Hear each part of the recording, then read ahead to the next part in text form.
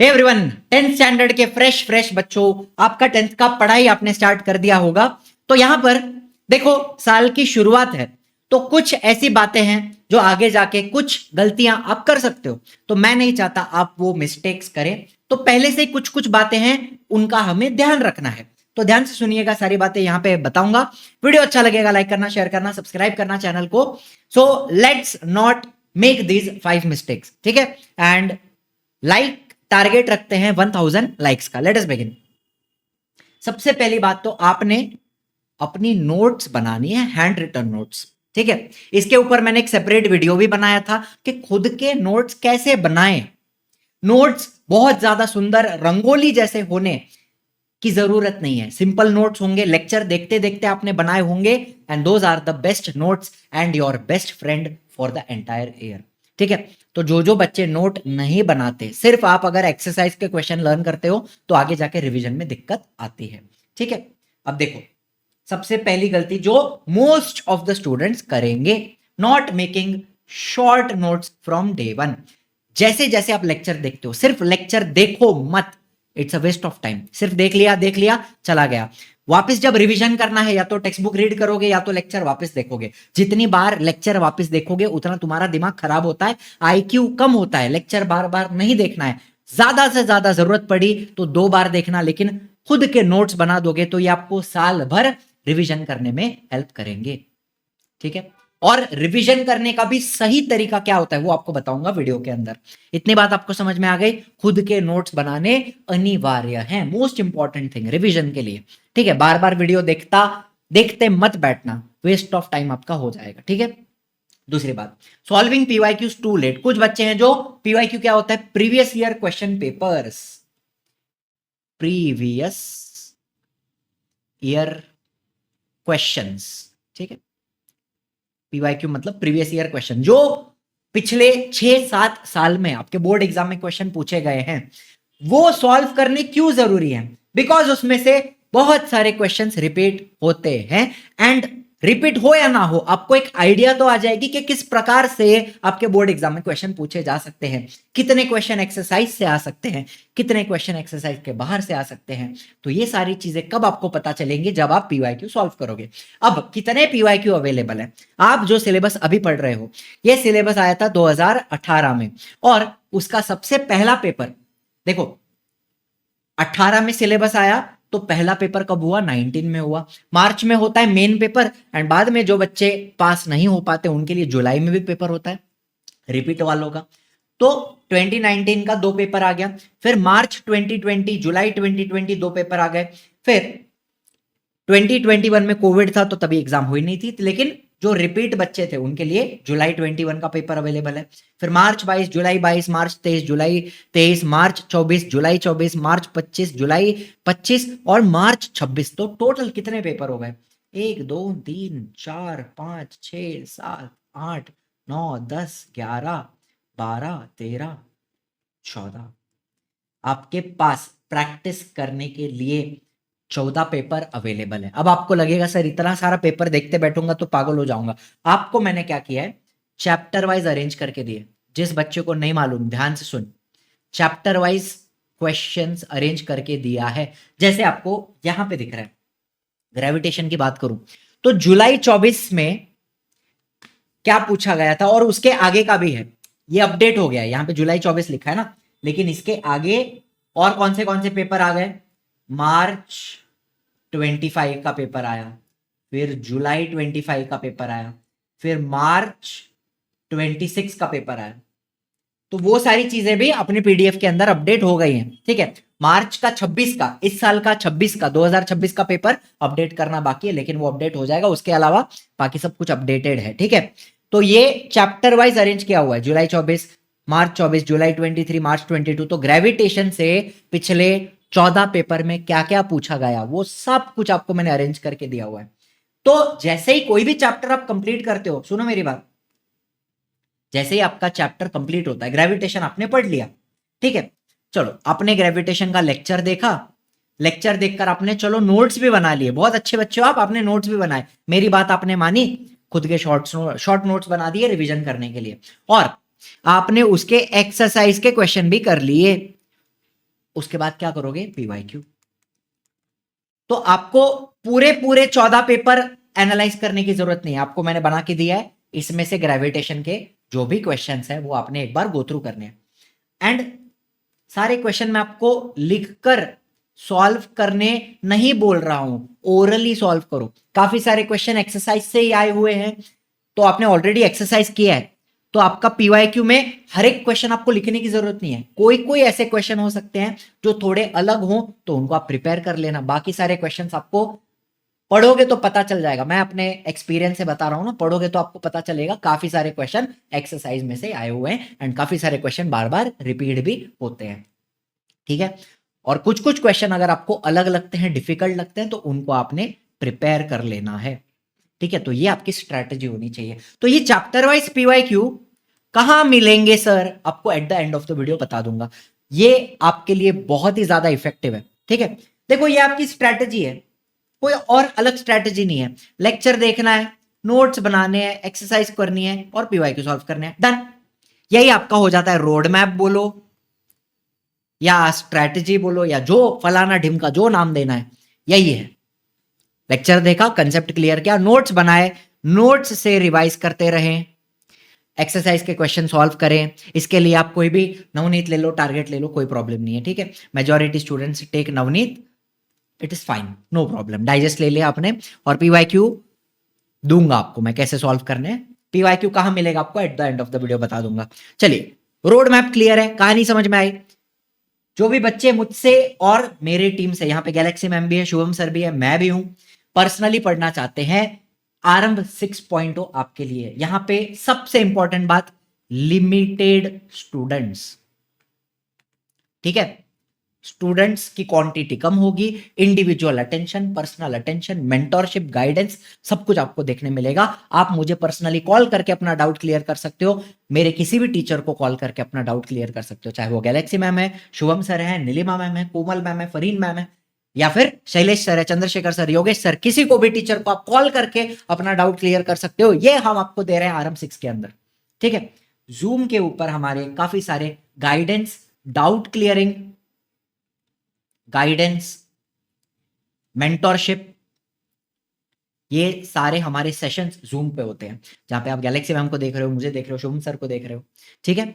दूसरी बात, most important feature में, क्लास जो लाइव लेक्चर होता है उसमें भी आप कमेंट तो करोगे, कमेंट पढ़कर टीचर आपका डाउट क्लियर करेगा। उसके अलावा रेज अ हैंड फीचर है, अपना हाथ उठा करके आप टीचर से बात करके भी डाउट क्लियर कर सकते हो।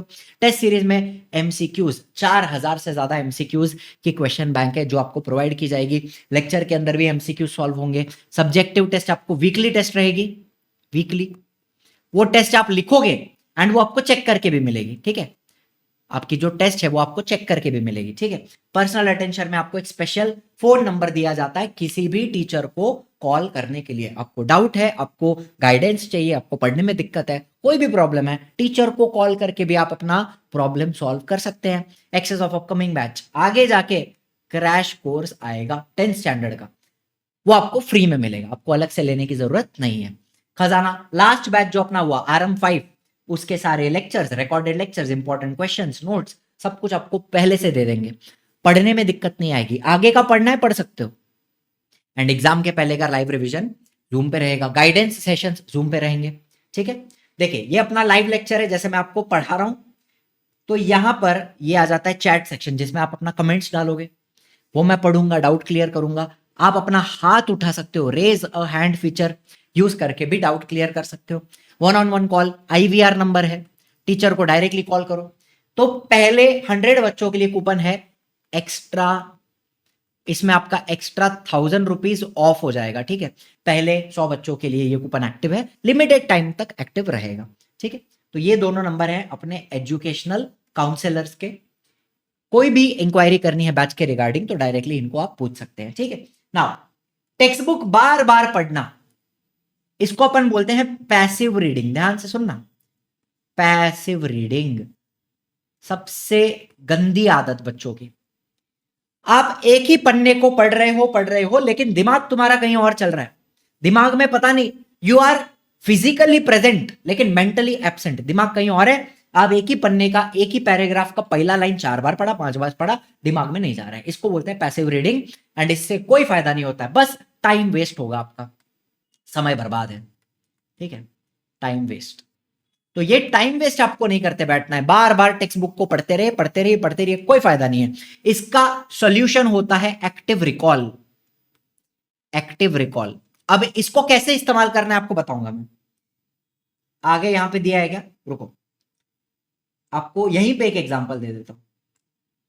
जैसे मान लो आप हेरिडिटी चैप्टर पढ़ रहे हो मेरे साथ, हेरिडिटी, ठीक है, लेक्चर देख के आपने नोट्स बना दिए, नोट्स बना दोगे, टेक्स्ट बुक बार बार पढ़ने की जरूरत नहीं रहेगी, ठीक है, वो हट जाएगा पूरा।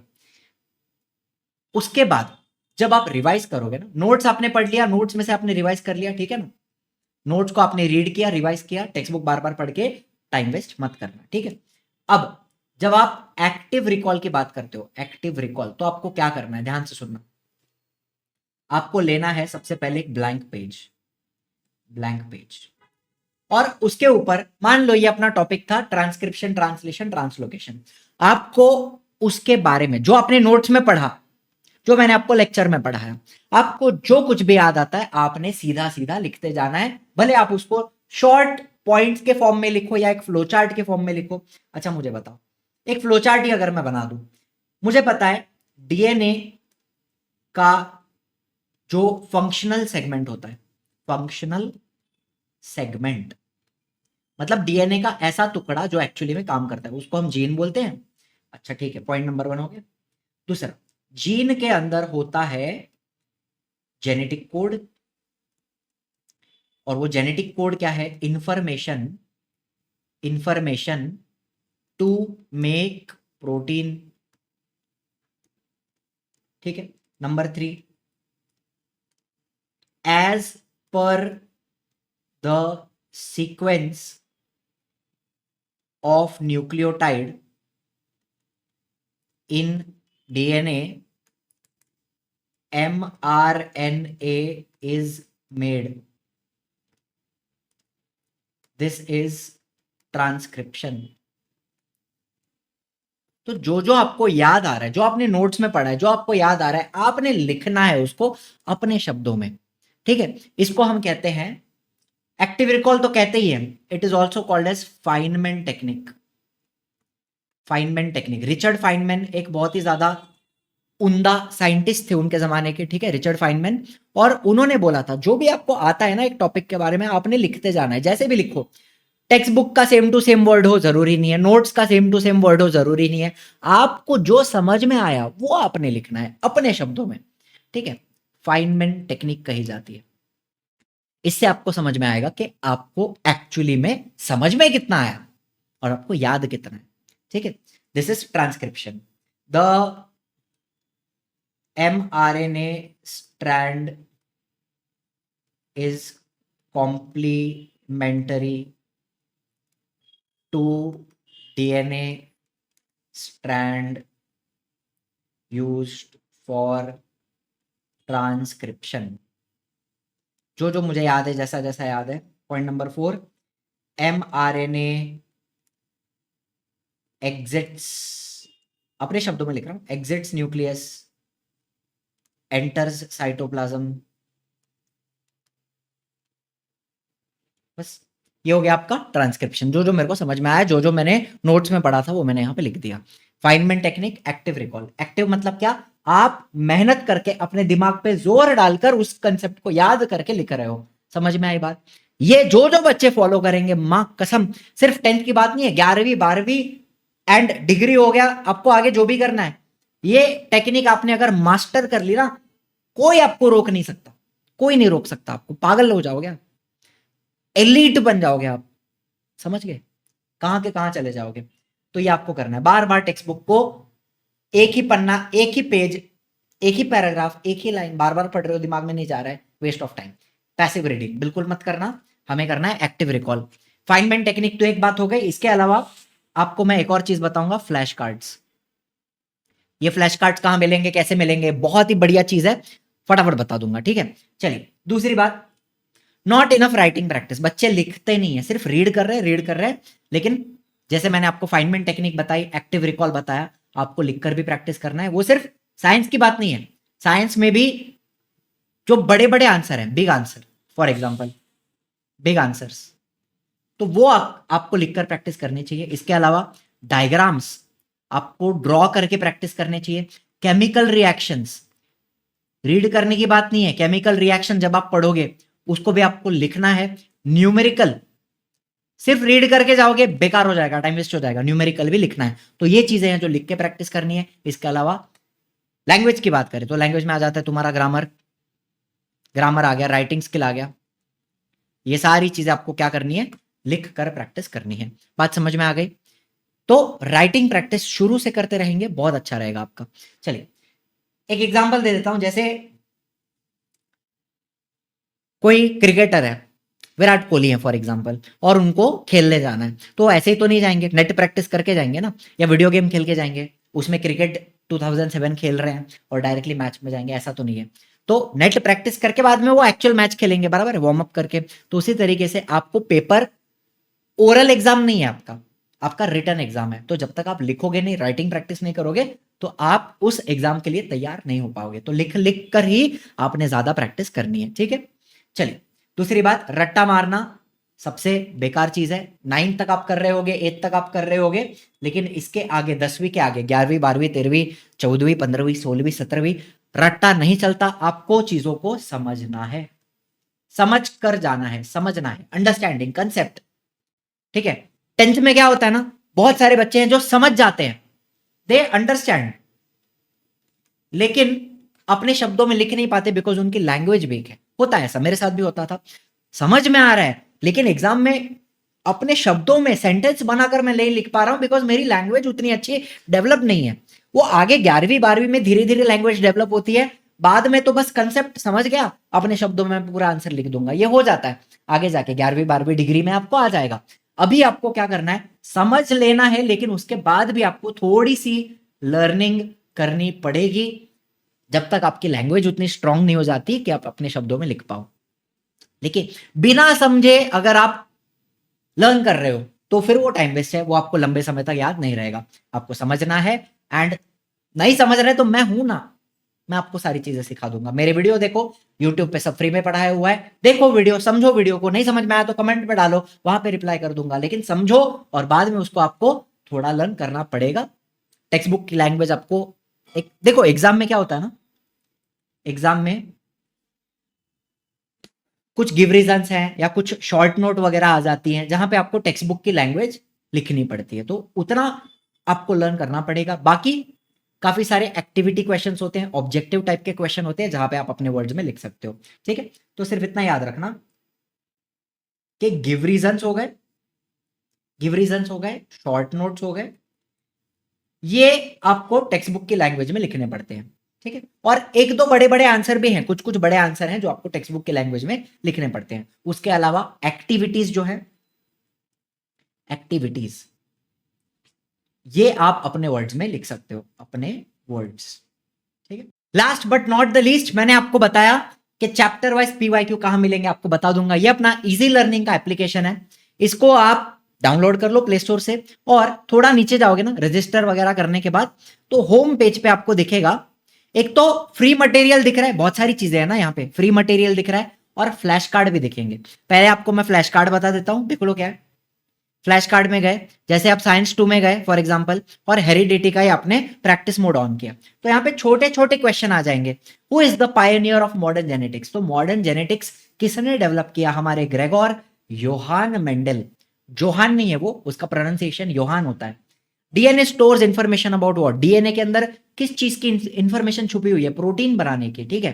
What is meant by central dogma, क्या होता है, डीएनए प्रोटीन बनाता है with the help of RNA, proteins are synthesised by DNA through RNA. What is transcription, DNA के ऊपर या जीन के ऊपर का जो सीक्वेंस है उसका इस्तेमाल करके एमआरएनए बनाना, production of mRNA as per the sequence of nucleotide on DNA, बराबर है। How many strand of DNA are use for the production of mRNA, कितने स्ट्रैंड यूज होते हैं, एक ही स्ट्रैंड यूज किया जाता है, उसको अपन टेम्पलेट बोलते हैं, ठीक है। फिर which nitrogen basis present in RNA, thymine की जगह पे क्या होता है, यूरासिल होता है। The sequence of nucleotide in mRNA is dash to the DNA strand, तो एमआरएनए का जो सीक्वेंस है it is complementary to the DNA. The code for each amino acid is made up of how many nucleotide, हर एक amino acid के लिए 3 nucleotide होते हैं जिसको कोडॉन बोलते हैं, triplet codon. Who discover triplet codon? Hargobind Khorana, doctor Hargobind Khorana, Nobel prize मिला था। Who supplies amino acid as per the message on mRNA, tRNA आता है अमीनो एसिड लेके।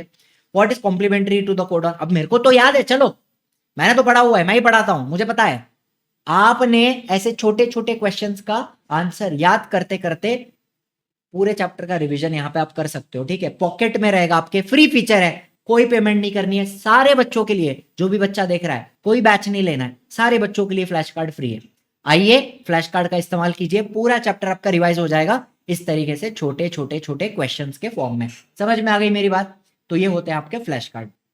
चलो फिर आते हैं फ्री मटेरियल में, फटाफट बता दूंगा। फ्री कंटेंट में चले गए, क्लास 10th महाराष्ट्र बोर्ड में चले गए, थोड़ा नीचे आपको दिख रहा है चैप्टर वाइज पीवाईक्यू, बस सारे history, geography, political science, maths 1, maths 2, science 1, science 2, सबका चैप्टर वाइज पीवाईक्यू इधर दिया हुआ है। तो जैसे जैसे आपका चैप्टर कंप्लीट होता है इसमें से आप सॉल्व करते जाओगे, आपको कोई नहीं रोकेगा, आपका जो भी गोल है आप अचीव कर लोगे, ठीक है। चलिए वीडियो और ज्यादा लंबा नहीं करूंगा। Thank you so much for watching, I will see you in the next one. Bye bye, जय हिंद, जय महाराष्ट्र।